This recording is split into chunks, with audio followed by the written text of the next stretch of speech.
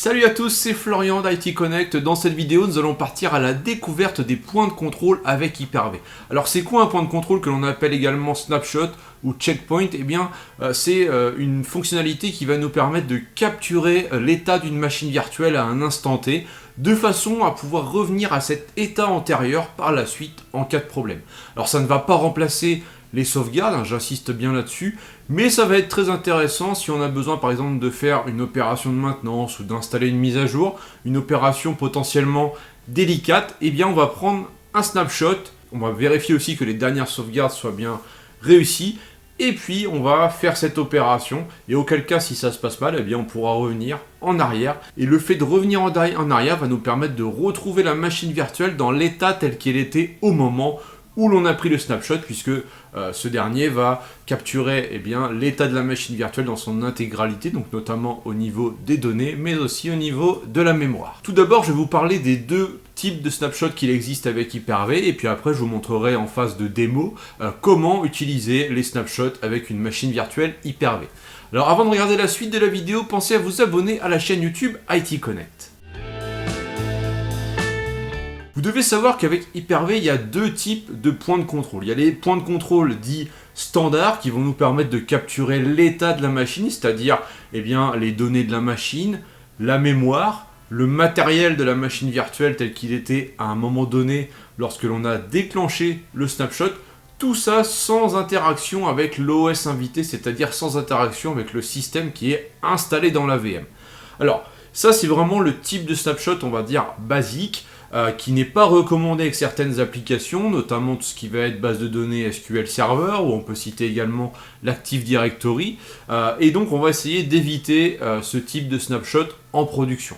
D'ailleurs, en parlant de production, eh bien, ça tombe bien puisqu'on a des points de contrôle de la production, pour reprendre le terme exact sur l'interface d'Hyper-V. Ils ont été introduits dans Windows Server 2016, on les retrouve encore dans les dernières versions, et là ça va être différent puisqu'il va y avoir une interaction entre Hyper-V et le système d'exploitation qui est installé dans la VM. Si on prend l'exemple de Windows, Hyper-V va s'appuyer sur le service VSS pour réaliser le snapshot, mais aussi s'assurer de l'état applicatif, on va dire, de la VM, ce qui va nous permettre en fait d'avoir une capture cohérente de cette machine virtuelle. Et on va parler donc d'un snapshot de type Data Consistent. Donc c'est vraiment ce type de point de contrôle qu'il est recommandé d'utiliser en production. Il faut savoir que dans sa configuration de base, Hyper-V va toujours chercher à faire des points de contrôle de production. Par contre, si l'OS invité ne supporte pas cette fonctionnalité, puisque comme je l'ai dit, il faut qu'il y ait une interaction entre les deux, donc forcément ça implique d'avoir une prise en charge, et donc dans ce cas-là, il va automatiquement se replier, on va dire, vers un point de contrôle standard. Donc ça, c'est le comportement par défaut d'Hyper-V qu'on va pouvoir venir adapter. Alors voilà pour vous présenter les deux types de snapshot. Maintenant, on va passer à la phase de démo. Tout d'abord, il faut savoir qu'à partir du gestionnaire Hyper-V, quand vous allez dans les paramètres d'une machine virtuelle, vous allez pouvoir accéder à la partie points de contrôle. Et c'est ici que vous allez dire, du coup, si vous voulez des points de contrôle de la production ou des points de contrôle standards. Et c'est également ici qu'on a l'option qui dit qu'on va créer des points de contrôle standards si l'invité ne prend pas en charge la création de points de contrôle de production. Donc cette fameuse fonction un petit peu de rollback, du coup on va l'avoir ici. Donc là on voit que ça c'est vraiment la config par défaut sur une VM, donc on va pouvoir laisser comme ça. On voit aussi que les points de contrôle seront stockés à cet endroit là, donc en fait dans le répertoire de la VM on va avoir les fichiers relatifs aux différents points de contrôle, puisque une machine virtuelle peut avoir un ou plusieurs points de contrôle, et ensuite nous allons pouvoir éventuellement naviguer entre les états capturer donc les différents états de cette machine virtuelle. Donc la configuration des points de contrôle, ça se passe ici, VM par VM, donc on peut avoir un paramétrage différent pour chacune des VM. Et d'ailleurs, cette notion de point de contrôle de production est liée en fait au service d'intégration et notamment la fonctionnalité de sauvegarde, un cliché instantané de volume. En fait, ça fait référence au service VSS. Alors comment allons-nous pouvoir créer un point de contrôle sur une VM? Tout simplement en faisant un clic droit, point de contrôle, ou quand on est connecté à la VM comme ceci, on va pouvoir cliquer sur le bouton ici, point de contrôle, donc on va immédiatement prendre un snapshot. Alors ce que l'on va faire, c'est se connecter sur cette VM, et puis nous allons du coup créer simplement un fichier sur le bureau, ce qui permettra de voir en fait l'état avant ou après le snapshot. Donc là je vais créer un fichier, tout bêtement, voilà, je peux même pas la peine de mettre un nom. Donc voilà, l'état de ma VM actuellement. Donc ce que je vais faire, c'est prendre un snapshot. Donc j'appuie sur point de contrôle ici, ou comme je l'ai dit, hein, je peux faire point de contrôle là, donc j'appuie ici. Création du point de contrôle, donc là il y a le statut qui s'affiche. Donc là c'est Hyper-V qui est en train de travailler. Voilà, il me dit que point de contrôle créé pour la production. Donc j'ai bien la précision du type de snapshot. Et ensuite j'ai ici mon arborescence de point de contrôle. J'ai le nom de la VM, la date et l'heure à laquelle le point de contrôle a été pris. Je peux faire éventuellement un clic droit et le renommer. Ça peut être intéressant. On peut laisser la date, mais on peut mettre le pourquoi de ce point de contrôle. Donc je sais pas, on peut mettre snapshot avant update par exemple. Et on peut même mettre ses initiales ou son nom. Comme ça permet de savoir quelle est la personne de l'équipe technique qui est à l'origine de ce snapshot. Donc maintenant que ce snapshot est fait, je sais que je peux revenir à cet état-là, au niveau de ma VM. Donc je pourrais tout simplement ici, venir supprimer le fichier et créer un dossier. Voilà, un dossier test. Voilà, donc là j'ai fait une légère modification. Bien sûr, voilà, ça pourrait être une vraie opération de mise à niveau d'une application, installation de mise à jour, etc., une migration, enfin voilà. Ça pourrait être différentes actions sensibles. Là, c'est uniquement pour la démo.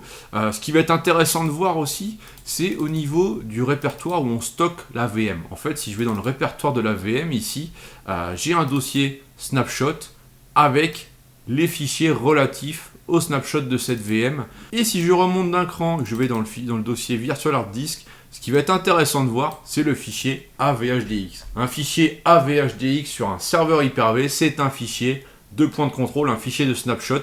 En fait, ça permet à Hyper-V d'avoir le disque dur dans l'état tel qu'il était au moment où on a pris le point de contrôle. Et dans un fichier à part, il va stocker toutes les modifications, ce qui lui permet de faire la différence assez facilement. Si vous revenez en arrière, bien en fait, il va supprimer le fichier AVHDX et remettre la VM en s'appuyant sur le fichier d'origine. Et si vous décidez de conserver le snapshot, c'est-à-dire qu'on va supprimer le snapshot parce qu'on considère que l'opération de maintenance s'est correctement déroulée, et bien en fait il va fusionner le VHDX et le AVHDX de manière à ce que la VM puisse continuer sa vie, on va dire, avec son fichier VHDX seul, et du coup on n'aura plus de fichier AVHDX. Donc là on aura vraiment un fichier AVHDX par snapshot, ce qui signifie aussi qu'on va consommer de l'espace disque avec les snapshots. Donc du coup, je vais maintenant revenir en arrière, puisque mon opération, on va dire qu'elle s'est mal passée. Je voudrais revenir en arrière, c'est-à-dire revenir à l'état de ce snapshot. Je vais tout simplement faire un clic droit dessus, et je vais faire appliquer. Voilà, donc je vais appliquer. Là, on me demande en fait si je veux simplement appliquer le snapshot, ou si je veux recréer un autre snapshot et appliquer. Donc là, je vais simplement appliquer. Donc là, forcément la VM va être mise en pause temporairement, en fait, de façon à pouvoir revenir en arrière. Donc là, on voit en temps réel ce qui est en train de se passer. Et donc, on relance la VM, et on va voir que, en principe, sur le bureau, je ne devrais plus avoir le dossier que j'ai créé, mais par contre, je devrais avoir retrouvé mon fichier. Voilà. Donc, on voit bien qu'on est revenu à l'état antérieur, puisque le dossier que j'avais créé a disparu, et le fichier que j'avais supprimé, du coup, est bien réapparu. Donc, voilà. Donc, à partir du moment où on va faire des snapshots, comme je l'ai dit, on peut faire plusieurs snapshots, donc ils vont venir du coup se mettre les uns en dessous des autres, on va dire. Ce qu'il faut savoir, c'est qu'on va pouvoir ensuite supprimer les snapshots. Donc on va pouvoir simplement se mettre ici, supprimer le point de contrôle, ou alors supprimer la sous-arborescence du point de contrôle. Donc je vais supprimer celui-ci. Donc là, on a une opération de fusion qui est effectuée, c'est-à-dire que ce que je disais tout à l'heure, on va fusionner le AVHDX et le VHDX. Et on pourrait également supprimer ce point de contrôle-là. Et à partir de là, en fait, on va retrouver ici uniquement le fichier VHDX. On n'a plus le fichier AVHDX. Et là, en fait, on peut considérer que la VM continue à vivre, à fonctionner. Et on a eu, nous, pendant notre opération de maintenance, la sécurité du snapshot qui aura pu nous rendre bien des services. Voilà comment créer, renommer, restaurer un snapshot sur une VM Hyper-V.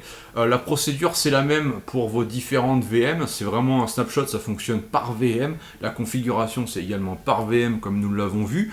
Nous, on a fait uniquement des manipulations avec l'interface graphique. Il faut savoir qu'il y a également des commandes PowerShell qui vont vous permettre de prendre des snapshots, de lister les snapshots, etc. Donc on a vraiment une gestion complète qui est possible également à l'aide de PowerShell. Alors j'espère que cette vidéo vous a plu, n'hésitez pas à liker, à partager, donc petit pouce bleu, et puis à commenter pour me dire ce que vous en pensez, et je vous dis à très vite, ciao.